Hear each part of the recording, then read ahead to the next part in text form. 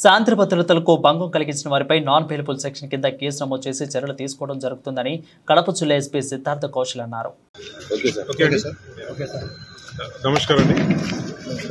ఈరోజు law and order పరిస్థితి మీద రివ్యూ చేసే ఉద్దేశంతో జమ్మలమడుగు పట్టణం సందర్శన చేయడం జరిగింది. జమ్మలమడుగు నియోజకవర్గం సంబంధించిన పోలీస్ అధికారులందరినీ కూడా ఈరోజు సమీక్ష చేయడం జరిగింది. రీసెంట్గా పోలింగ్ రోజు తర్వాత పోస్ట్ పోల్ జరిగినటువంటి ఇన్సిడెంట్స్ గురించి కూడా డీటెయిల్గా రివ్యూ చేయడం జరిగింది. కడప జిల్లా పోలీస్, ప్రత్యేకంగా జమ్మలమడుగు సబ్ డివిజన్ పోలీస్ చాలా చక్కచక్యంగా ఎలక్షన్ డ్యూటీ నిర్వహించారు. ఛాలెంజింగ్ సిచ్యువేషన్స్ ఉన్నప్పటికీ కూడా పర్సనల్ రిస్క్ మీద ప్రొఫెషనల్ కమిట్మెంట్తో పనిచేస్తూ ఏది కూడా అవాంఛనీయ సంఘటన జరగకుండా చూడగలిగారు.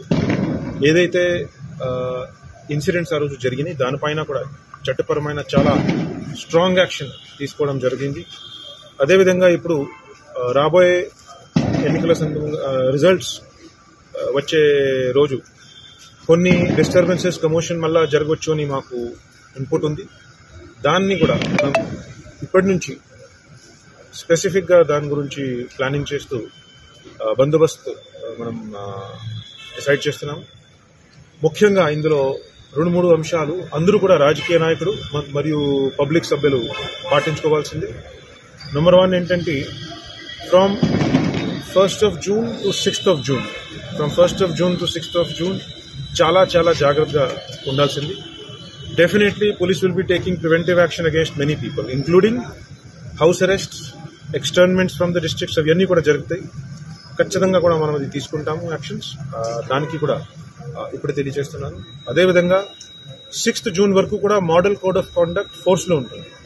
సో ఎట్టి పరిస్థితిలో కూడా ఏ మాత్రం rallies, public meetings, processions, victory celebrations are not permitted. Let me repeat that again.